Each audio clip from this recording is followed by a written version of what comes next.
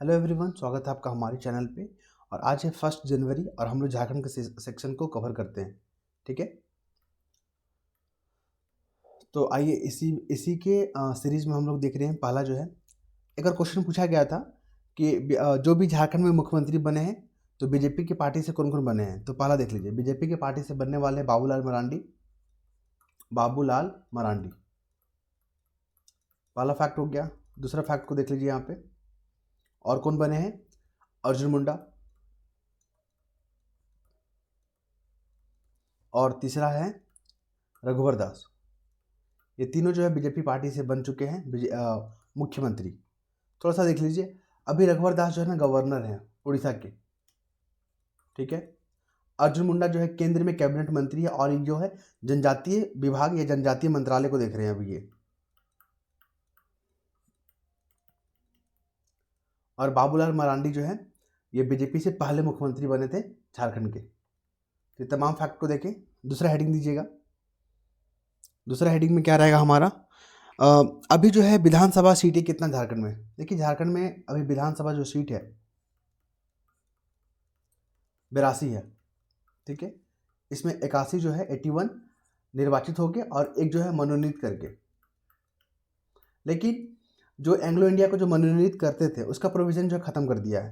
तो जब current affair का सेक्शन पढ़ाएंगे तो उसमें अपडेट कर देंगे आपको कि 81 ही सीट है अभी, क्योंकि ये जो सीट था मनोनीत वाला एंग्लो इंडियन को अपॉइंट करने का, उसको ख़त्म कर दिया गया प्रावधान। फिर हम लोग बात करेंगे जो महत्वपूर्ण है, और एक और क्वेश्चन पूछा गया था कि कांग्रेस के जो कांग्रेस से कोई भी अभी जो है, मतलब कांग्रेस पार्टी से किसी ने भी अभी जो है मुख्यमंत्री बना है क्या झारखंड का। तो किसी ने नहीं। क्लियर है। मधु कोड़ा बने भी थे तो वो जो थे निर्दलीय थे। मधु कोड़ा निर्दलीय थे, किसी दल से जुड़े नहीं थे वो। तो कांग्रेस पार्टी से अभी तक जो है कोई भी अभी जो तो सीएम नहीं बने हैं। और अभी जो वर्तमान में श्री हेमंत सोरेन है वो जेएमएम पार्टी से है, झारखंड मुक्ति मोर्चा, याद रखिएगा। तो कांग्रेस पार्टी से अभी तक एक बार भी सरकार नहीं बना है। फिर बात करेंगे हम लोग, झारखंड में पहली बार जो है राष्ट्रपति शासन कब लागू हुआ था। राष्ट्रपति जो शासन है कब लागू हुआ था, डेट को कभी मत भूलिएगा, इंपॉर्टेंट है। फरवरी 2009 में, और दिसंबर 2009 तक चला था ये। ठीक है, इसके बाद बात करेंगे हम लोग, एक और क्वेश्चन पूछा गया था कि अभ्रक जो है आपको झारखंड में कौन सा जो है एरिया में मिलेगा आपको। तो अभ्रक जो है आपको कोडरमा हजारीबाग औद्योगिक क्षेत्र में मिलेगा आपको। कोडरमा हजारीबाग जो एरिया है ना वहाँ पे आपको अभ्रक देखने को मिलेगा। इसके बाद हम लोग बात करेंगे दामोदर घाटी के बारे में। एग्जाम में पूछा गया है दामोदर घाटी। दामोदर जो घाटी है कब बना है, तो 1948 में बना है। पहला फैक्ट हो गया। इसके बाद बात करेंगे, ये एक बहुउद्देशीय परियोजना है। बहुउद्देशीय परियोजना है। इसका मतलब क्या होता है, इसका मतलब समझ लीजिए, ये जो परियोजना बनाना उस सिंचाई भी करेंगे, बिजली उत्पादन भी करेंगे, पेयजल भी बनाएंगे, मतलब बहुत सारे से काम करेंगे हम लोग। इसके बाद हम लोग क्या बात करेंगे, यहाँ पर कुल जो है कितने डैम बने हैं, तो 8 बांध बना है इस पे। 8 बांध। आपने मैथन डैम का नाम सुना है ना, इसी पे बना है वो। फिर हम बात करेंगे ये किसकी तर्ज पे बना, तो यूएसए का एक जो प्रोजेक्ट था टेनेंसी नदी घाटी योजना। टेनेंसी नदी घाटी जो योजना था उसी के तर्ज पे बना है ये। ओके, और इसके बाद बात करेंगे हम लोग अगला जो है, और ये जो परियोजना है ना दामोदर परियोजना, वो बंगाल और झारखंड का संयुक्त परियोजना है। बंगाल मतलब वेस्ट बंगाल और झारखंड का संयुक्त परियोजना है। आगे चले हम लोग, आगे मूव करते हैं। आगे मूव करेंगे तो हम लोग देखेंगे कि तिलहन जो है ना सबसे ज़्यादा प्रोडक्शन, तिलहन जो अनाज है, ठीक है, उसका जो है पलामू में सबसे ज़्यादा होता है प्रोडक्शन, याद रखिएगा, ये फैक्ट पूछा गया है। दूसरा बात करेंगे, कोयला जो संसाधन है झारखंड में किस प्रकार के पाए जाते हैं। तो कोयला जो है आपका एंथ्रासाइट प्रकार के पाए जाते हैं, एंथ्रासाइट, ठीक है, और बिटुमिनस, ये जो है कोयला के प्रकार हैं। एंथ्रासाइट जो है बेस्ट क्वालिटी का होता है और बिटुमिनस जो है लो क्वालिटी का होता है। जिसमें कार्बन की मात्रा अधिक होगा ना, आप उसको ध्यान रखिएगा, वो अच्छा कोयला मानते हैं उसको। तो एंथ्रासाइट में जो कोयला का परसेंटेज है ना 80% जो है ना इसमें कार्बन होता है, 60 से 80%। फिर हम लोग बात करेंगे सूर्य मंदिर के बारे में। झारखंड में सूर्य मंदिर, सूर्य मंदिर जो है ना ये आपका बुंडू में है, बुंडू रांची, ठीक है। जो रांची और टाटा का जो मार्ग है ना, रोड है ना, वहाँ पे आपको बुंडू में सूर्य मंदिर देखने को मिलेगा, ठीक है। काफ़ी फेमस मंदिर है और इसका जो पिक्चर हमने यहाँ पे लगाया हुआ था आपको दिखा देंगे, ठीक है, सूर्य मंदिर। इसके बाद बात करेंगे हम लोग धात्विक खनिज के बारे में। देखिए धात्विक जो खनिज है, धात्विक जो खनिज है वो कौन सा चट्टान में मिलता है, ये क्वेश्चन पूछा गया। तो धारवाड़ प्रकार का जो चट्टान है ना, धारवाड़ जो प्रकार की जो चट्टान है, जो चट्टान है वहाँ पे देखने को मिलेगा आपका। इसके बाद हम लोग बात करेंगे ये चट्टान जो कौन सा काल में बना था। तो ये जो बना था आर्कियन क्रम में, आर्कियन याद रखिएगा कब बना था, आर्कियन क्रम की जो चट्टान है ये एग्जाम में पूछे जाएगा, तो आप लोग ध्यान में रखिएगा इसको। और इसमें जो है कौन कौन सा जो है खनिज मिलता है। तो इसमें आपको जो खनिज की जो मात्रा है देखिए, लोहा मिलेगा आपको, तांबा मिलेगा, कॉपर जिसको बोलते हैं, बॉक्साइट मिलेगा, जो एल्युमिनियम का ओर है ये बॉक्साइट।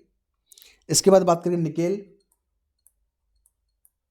फिर सोना मिलेगा,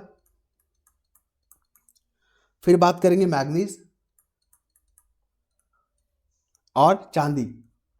ये तमाम जो है आपको देखने को मिलेगा यहाँ पे धारवाड़ में, ठीक है। इसके बाद फैक्ट देखिए, बोकारो स्टील प्लांट के बारे में बात करते हैं, ये भी एग्जाम में पूछा गया, बोकारो स्टील प्लांट के बारे में। 1964 में बना था और ये सोवियत संघ के द्वारा जो है सपोर्ट में बना था, सोवियत याद रखिएगा, सोवियत जो संघ है ना उसके समर्थन या सपोर्ट से जो है बनाया गया था ये। और ये आपका बोकारो में है और इसके अंतर्गत जो कार्यरत है यह है सेल, ठीक है। और किस पंचवर्षीय योजना में बनाया गया था, तो तृतीय पंचवर्षीय योजना में, याद रखिएगा तृतीय पंचवर्षीय योजना में बनाया गया था ये तमाम फैक्ट जो है पूछे गए हैं एग्जाम में और आगे आने की भी संभावना है। फिर आते हैं दालमा वन्यजीव अभ्यारण्य के बारे में, दलमा वन्य जीव अभ्यारण्य, ठीक है। कई लोग तो यहाँ पे गए भी होंगे। या दलमा जो है आपका जमशेदपुर में देखने को मिलेगा, ठीक है। और इसका जो एरिया है ना, इसका एरिया जो है लगभग 194 स्क्वायर किलोमीटर ही है। फिर है ये जो स्थापना कब हुआ था दलमा का, तो 1976 में, याद रखिए वर्ष भी पूछता है। अब आते हैं हुंड्रू फॉल के बारे में, हुंड्रू जलप्रपात, हुंड्रू फॉल। देखिए हुंड्रू फॉल है ना, ये झारखंड का दूसरा, ठीक है, ये जो झारखंड का है दूसरा सबसे जो है ऊंचा प्रपात है,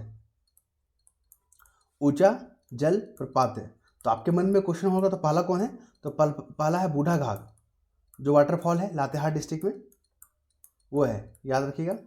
आई हुंड्रू फॉल जो किस नदी पे बना हुआ है, तो स्वर्णरेखा नदी पे, स्वर्णरेखा नदी पे।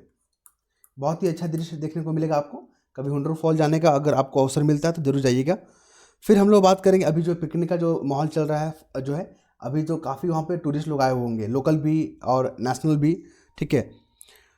इसके बाद हम लोग बात करेंगे बोकारो जिला के बारे में।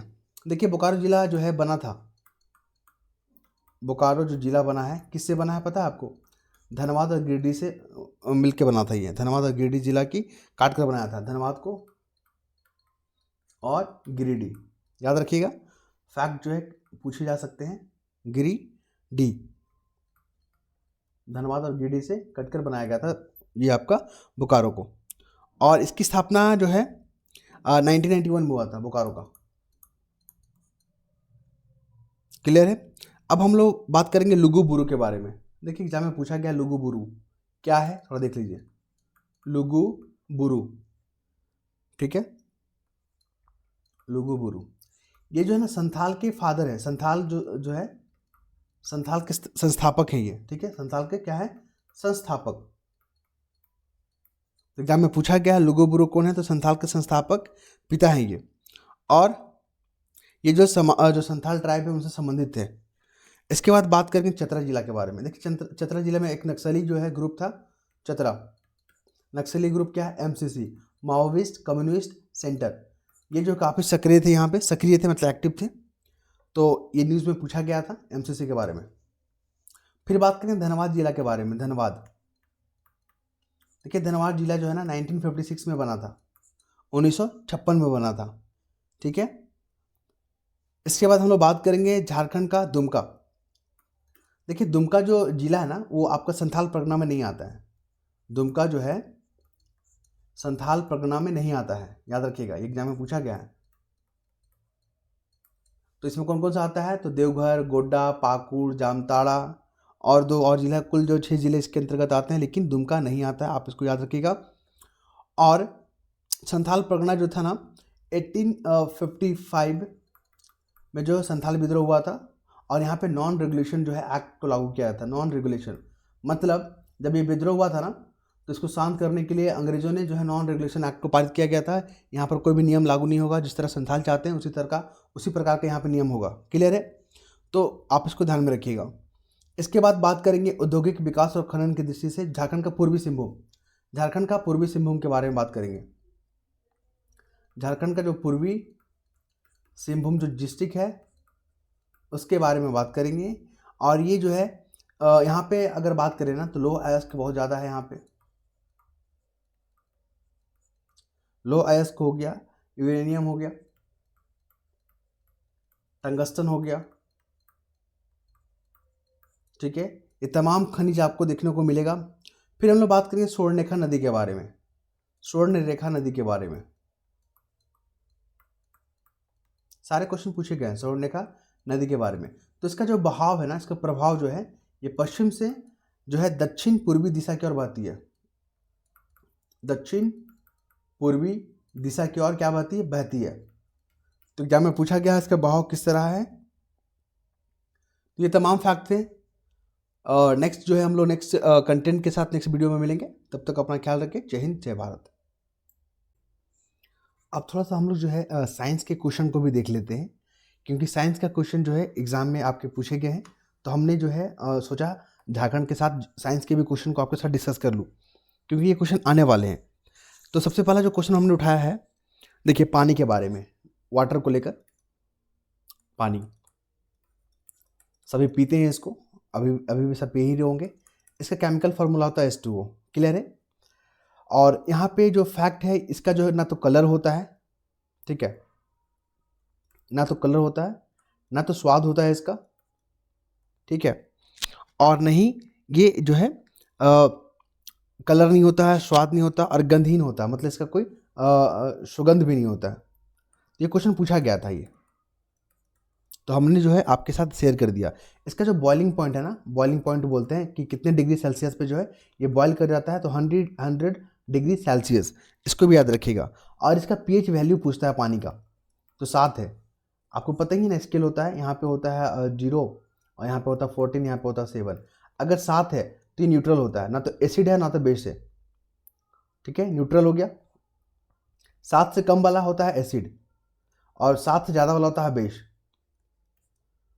आप देखते होंगे कि सुबह उठते ही हम लोग ब्रश क्यों करते हैं और कॉलगेट का जो यूज़ करते हैं हम लोग, वो एक बेस होता है, क्योंकि हमारे मुंह में जो है ना एसिड हो जाता है। रात भर अगर हम जो खाना खाते हैं फिर सोते हैं तो आपके मुंह में एसिड हो जाता है। तो एसिड को दूर करने के लिए जो हम लोग बेस का यूज़ करते हैं, और कॉलगेट वगैरह जो डाबर वगैरह जितना भी यूज़ करते हैं आप, टूथपेस्ट वगैरह, वो सारे बेस नेचर के होते हैं। कभी भी अगर आपको चींटी वगैरह काटे या आपको बिच्छू काट ले, ठीक है, डंक मार ले, तो आपको जो है वहाँ पे या तो खाने वाला जो सोडा होता है, सोडियम बाइकार्बोनेट, या कॉलगेट का पेस्ट लगा ले वहाँ पे, क्योंकि ये बेसिक नेचर का होता है। और जो काटता है ना, बिच्छू हो गया या आपका चींटी वगैरह, वो एसिड नेचर का होता है, आपके शरीर में एसिड डाल देता है। तो एसिड को न्यूट्रल करने के लिए बेस का यहाँ पे यूज़ किया जाता है। तो ये था डेली यूजेस का साइंस, ठीक है। फिर हम लोग बात करेंगे ह्यूमन बॉडी के बारे में। एक फैक्ट यहाँ से भी पूछा गया ह्यूमन बॉडी के बारे में। क्या पूछा गया अभी यहाँ पे, तो आइए देख लेते हैं। यहाँ पे पूछा गया लीवर के बारे में। बॉडी का सबसे बड़ा जो ऑर्गन होता है ना, बॉडी का सबसे बड़ा जो ऑर्गन होता है वो आपका लीवर होता है। क्लियर है? जिसको हिंदी में जिगर बोलते हैं। तो सबसे बड़ा पार्ट होता है। इसका वजन भी याद रखिएगा, वेट जो है इसका 1.5 kg से लगभग 2 kg के आसपास होता है ये। तो इसका रेंज आप देख पा रहे हो। और ये जो है ना मेटाबॉलिज्म जो फंक्शन होता है उसमें जो है कार्बोहाइड्रेट हो गया, प्रोटीन हो गया, फैट हो गया, इसको जो है जब डाइजेस्ट करता है या मेटाबोलाइज करता है तो जो टॉक्सिक नेचर के जो पदार्थ निकलते हैं ना उसको न्यूट्रल कर देता है ताकि शरीर को आपको बचा के रखे। याद रखिएगा इसका काम क्या हो गया। फिर बात करेंगे लेंस के बारे में। लेंस का जो पावर होता है ठीक है, वो क्या होता है, डायोप्टर होता है। ये भी एग्जाम में पूछा गया है, डायोप्टर। लेंस का अगर मापना होगा कि इसकी पावर कितना है तो उसको डायोप्टर से मेजर करते हैं, याद रखिएगा। फिर एक बार क्वेश्चन पूछा गया था आपका परमाणु नाभिक मतलब एटम का न्यूक्लियस के बारे में। जैसे एटम है, इसके अंदर में होता है न्यूक्लियस। न्यूक्लियस में क्या होता है, न्यूट्रॉन होता है और प्रोटॉन होता है, और इलेक्ट्रॉन जो है इसके चारों ओर चक्कर लगाते रहते हैं। तो इसका जो खोज किया था ना न्यूक्लियस का, उसका नाम पूछा था, उनका नाम था अर्नेस्ट रदरफोर्ड। याद रखिएगा, रदरफोर्ड एग्जाम में पूछा गया है, तो हमने जो है आपके साथ इसको शेयर कर दिया। फिर पूछा गया था ब्राउनियन मोशन के बारे में। ब्राउनियन, ठीक है, मोशन जो है इसका डिस्कवर किसने किया था, ये भी एग्जाम में पूछा था। तो इसका डिसीजन जो है रॉबर्ट ब्राउन ने किया था। क्लियर है। अब हम लोग बात करेंगे कोशिका सिद्धांत, सेल थ्योरी जो है किसने दिया था, किस साइंटिस्ट ने दिया था, तो थियोडोर सवाइन। याद रखिएगा, शॉर्ट में याद रखिएगा, सवाइन। इन्होंने जो है सेल थ्योरी दिया था कि सेल के जो है किस तरह का स्ट्रक्चर है, इसका जो काम क्या है, इस तरह के जो है सेल थ्योरी को बताया था स्वाइन ने। फिर हम लोग बात करेंगे अगला जो इंपॉर्टेंट है, जिसको हमने जो है हाईलाइट करके रखा हुआ है, गैल्वेनाइजिंग करण। ठीक है, गैल्वेनाइजिंग को हिंदी में बोलते हैं गलवनीकरण। याद रखिएगा, गलवनीकरण, इसको इंग्लिश में बोलते हैं गैल्वेनाइजिंग। क्या होता है कि किसी भी धातु को सुरक्षित प्रदान करने के लिए जो कोटिंग किया जाता है, ठीक है, एक लेयर का जो उस पर काम किया जाता है।